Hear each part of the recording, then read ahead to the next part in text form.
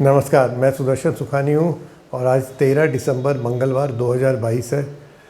कल बाज़ार में मंदी का वातावरण था, लेकिन दोपहर बाद हमको ये समझ में आया कि बाज़ार में और 18,400 के आसपास एक सपोर्ट का लेवल था। बाज़ार निफ्टी 18,400 के आसपास उस सपोर्ट पर रुक गया कल और वहाँ पर टिका रहा।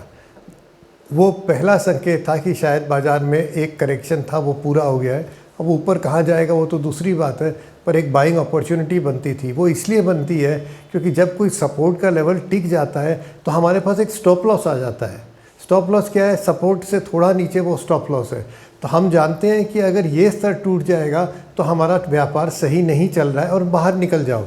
जब हमारे पास एक साफ तौर पर स्टॉप लॉस दिखाई पड़ने लगता है तो ट्रेड सही बन जाता है, क्योंकि रिस्क लिमिटेड हो गई। और रिस्क लॉजिकली लिमिटेड हुई है, चार्ट के कारण लिमिटेड हुई है, कोई ऐसे मन से स्टॉप लगा के लिमिटेड नहीं हुई। तो कल ये समझ में आया कि बाज़ार में तेज़ी का माहौल बन सकता है। कल दोपहर बाद ख़रीदना बनता था, चूँकि ये बात हमने की नहीं है इसलिए उसको अलग रख दें। आज सुबह टीवी पर CNBC पर मैंने यही कहा था कि आज सुबह सुबह आप निफ्टी खरीदिए, 100 पॉइंट का स्टॉप लगा लीजिए। वो अंदाज़ था कि भाई लगभग सपोर्ट के आसपास का स्टॉप लगेगा, पर जो भी है, और सुबह ही खरीद लीजिए। तो आज बाज़ार में माहौल खुशहाल था सुबह से ही, और निफ्टी लगभग 100 अंक ऊपर बंद हुआ, यानी कि ओपनिंग प्राइस से 100 अंक ऊपर बंद हुआ। अगर हम खरीदते तो हम शाम तक 100 पॉइंट ऊपर हो जाते खरीद दाम से। अब जैसा देख रहे हैं, अमरीकी बाज़ार बहुत अच्छी तेज़ी से खुले हैं। अब दोपहर रात पूरा दिन बाकी है, लेकिन ऐसा लगता है कि शायद अगर ये तेज़ी बरकरार रही तो कल भारतीय बाज़ारों की जो चाल आज शुरू हुई है वो वैसे ही चलती जाएगी। तो अगर आपके पास पोजीशंस बनी हुई है लॉन्ग साइड की, तो आप उसको रखें, ट्रेल करते जाएं, अपना स्टॉप लॉस थोड़ा थोड़ा बढ़ाते जाएं। पहले 100 पॉइंट रखें, फिर हाई से 50 पॉइंट कर लें, लेकिन पोजीशन में बने रहें। और दूसरा, अगर आपके पास पोजीशन नहीं है तो कल कोई शार्प इंट्राडे डिप आए, 15 मिनट का ब्रेकआउट हो, तो भी ख़रीदना बनता है। वॉल्यूम कम हो जाएगा क्योंकि अब आप थोड़ी ऊंची स्तरों पर ख़रीदेंगे, पर फिर भी बाज़ार में बने रहिए तो कोई हर्ज नहीं है।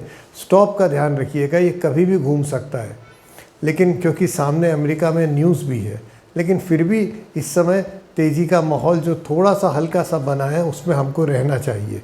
कब घूम जाए, कल घूम जाए, परसों घूम जाए, ना घूमे, वो तो एक अलग बात है। तो निफ्टी में यही बात अभी समझ में आ रही है। सपोर्ट होल्ड कर रहा है, इसलिए ख़रीदना बनता है, और फिर देखें बाज़ार क्या करता है। इस वीडियो को देखने के लिए बहुत बहुत धन्यवाद। Good evening. Today is Tuesday, December 13, 2022. I am Sudarshan Sukhani. Yesterday the Nifty had fallen and that was the anticipation that it would be weak. But towards the day, as the day was ending in the afternoon, the Nifty was finding repeated support just above 18,400. That was the first sign that this correction is finding support.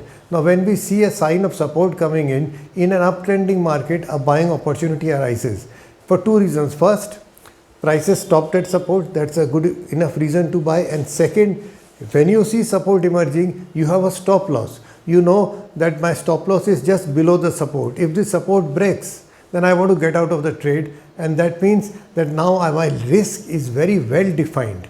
So this is a very good trade for me. Usually I like such trades. In fact, nowadays I try to wait for such trades rather than simply running after the market.